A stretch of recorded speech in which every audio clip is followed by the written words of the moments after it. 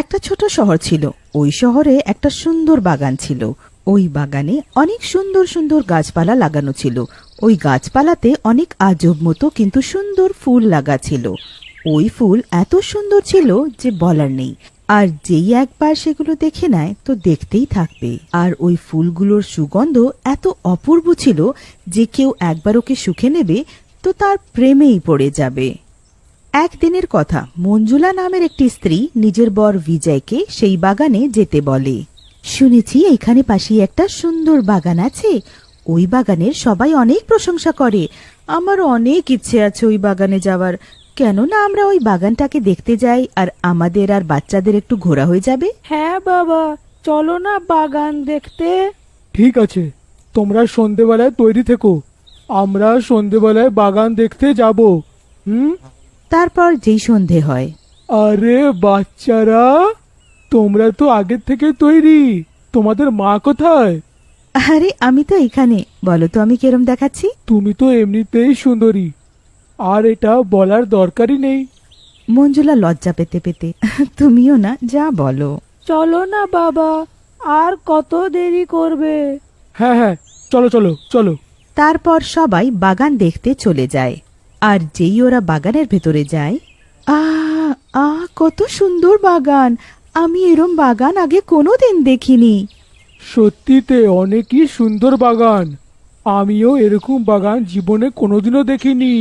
তারপর মঞ্জুলা, বিজয়ার বাচ্চারা বাগানের গাছপালাগুলো এদিক ওদিক দেখে। মঞ্জুলা ওই গাছের ফুলগুলো যে দেখে তো দেখতেই থাকে। সত্যি তো অনেক সুন্দর ফুল। ইচ্ছে করছে যে একটা তুলে নি। যেই ও ফুল তোলার জন্য হাত বাড়ায় তো বিজয় চলে আসে আর ও থেমে যায়। বাচ্চারাও বাগানে ফুলগুলো দেখতে থাকে। কত সুন্দর ফুল! বাচ্চারা নিজেকে থামাতে পারে না আর ওরা ফুল তোলার জন্য নিজের হাত বাড়ায়। তো ওই ফুলগুলো থেকে কান্নার আওয়াজ আসে, কিন্তু ওরা খেয়াল করে না আর ফুল তুলে নেয়। আর ফুল তোলার সাথে সাথে বাচ্চারাও ওই তুলে থাকা ফুলের মতোই ফুল হয়ে যায়। ওইদিকে বিজয় আর মঞ্জুলা দেখে, আরে এই বাচ্চারা কোথায় চলে গেল? এক্ষুনি তো এখানেই ছিল। এই বাচ্চাগুলো না এত দুষ্টু হয়ে গেছে যে আর বলার নেই। চলো গিয়ে একবার দেখি। তারপর দুজন মিলে বাচ্চাদেরকে বাগানে খুঁজতে থাকে, কিন্তু ওরা বাচ্চাদের কোথাও পায় না। বাচ্চাদের না পাওয়ার কারণে ওরা দুজন অনেক চিন্তিত হয়ে যায়।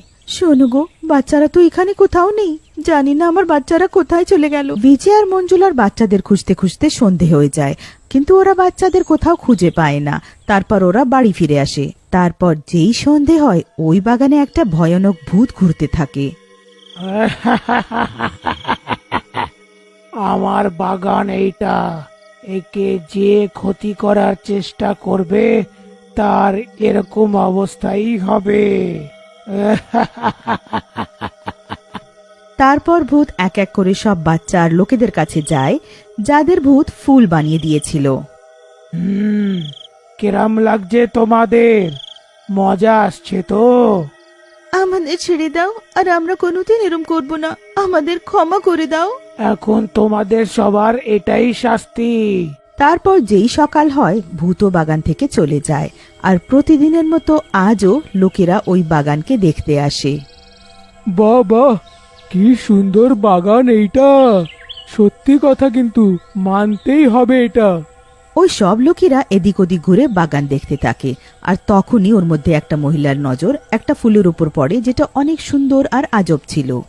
কত সুন্দর ফুল এটা! আমি এরম ফুল আগে কোনোদিন দেখিনি। কেননা আমি এর মধ্যে থেকে একটা তুলে নি, কেউ তো জানতে পারবে না। যেই ওই মহিলা ফুল তোলে তার মধ্য থেকে একটা আজব সুগন্ধ বেরোয়। এইটা আবার কিরম সুগন্ধ? আর এটা আমার কি হচ্ছে? দেখতে দেখতে ওই মহিলাটাও তুলে থাকা ওই ফুলের মতোই একটা ফুল হয়ে যায়। আর ওর পরিবারের লোকেরা ওকে বাগানে না পেয়ে চিন্তিত হয়ে এদিক ওদিক খুঁজতে থাকে।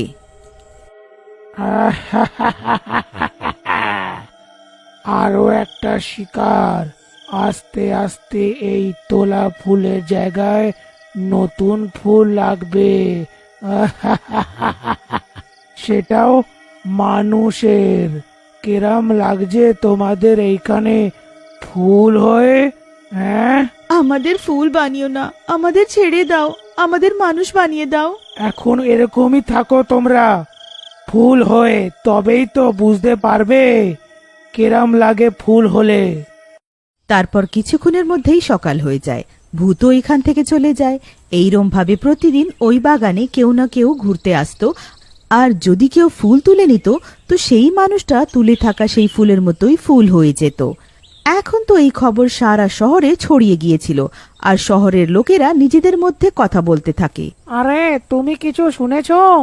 হ্যাঁ হ্যাঁ, আমিও তো শুনেছি যে কেউ ওই বাগানে ঘুরতে যায় সে গায়েব হয়ে যায়। আরে আমি তো বলি যেন কেউ ওই বাগানে ঘুরতে না যাক। এখন কালকেরই কথা এটা। আমার কাকি বাগানে ঘুরতেই গেছিল, এখন অবধি ফিরে আসেনি। আরে ভাই, ওই বাগানে লেগে থাকা ফুলগুলো এতই সুন্দর যে না দেখে থাকাই যায় না, কিন্তু এইটা বুঝতে পারছি না যে ওই বাগানে কেউ ঘুরতে যায় তো সে কোথায় গায়েব হয়ে যায়। তখনই একটা বৃদ্ধ মহিলা ওই সব লোকেদের বলে, চলো ওই বাগানে গিয়ে একবার দেখি। দিদা, তুমিও কিরকম কথা বলছো? তুমি তো ওই বাগানের ব্যাপারে সব জানো, তাও আরে হ্যাঁ বাবা, আমি সব জানি, আমি বলছি তো চলো একবার। ওই বৃদ্ধ মহিলা পূজা তন্ত্র সাধনা জানতো, তাই জন্য সবাইকে যেতে বলছিল। তারপর সব শহরের লোকেরা ওই বৃদ্ধ মহিলার কথা শোনে আর বাগানে যাওয়ার জন্য রাজি হয়ে যায়। বাগানে পৌঁছে সেই বৃদ্ধ মহিলা পুরো বাগানে ঘোরে। অনেক বড় গন্ডগোল আছে, অনেক বড়।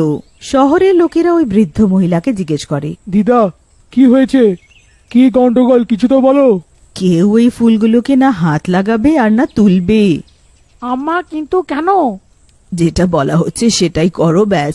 তোমাদের সবার প্রশ্নের উত্তর তোমরা পেয়ে যাবে, তার জন্য তোমাদের আজ রাতেই বাগানে থাকতে হবে। তারপর সব লোকেরা বৃদ্ধ মহিলার কথা শুনে বাগানে রয়ে যায় আর একটা জায়গায় লুকিয়ে রাত হওয়ার অপেক্ষা করে। যেই রাত হয় ভূত ওইখানে এসে যায়। আরে বাপ রে, এ তো ভূত! এইখানে কি বা করছে? চুপ চুপ করো সবাই।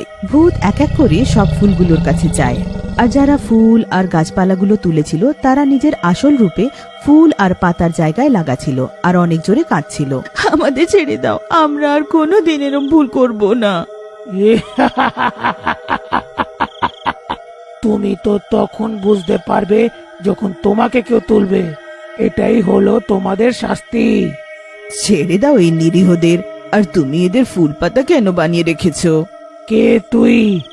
আর আমার বাগানে তুই কি করছিস? তোর কি নিজের প্রাণের ভয় নেই? চলে যা এখান থেকে।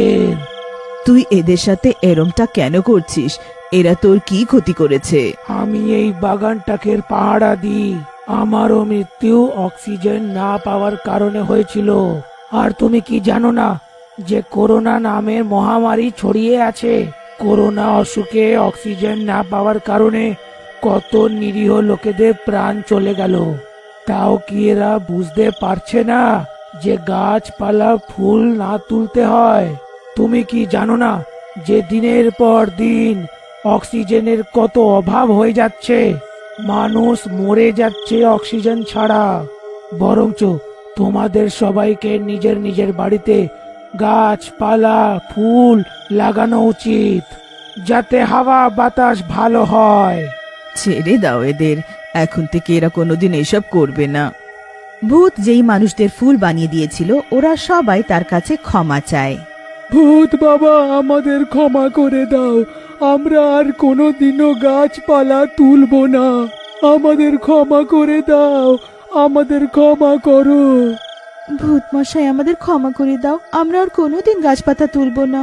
এবার তো মেনে যাও, আবার ওদেরকে মানুষ বানিয়ে দাও।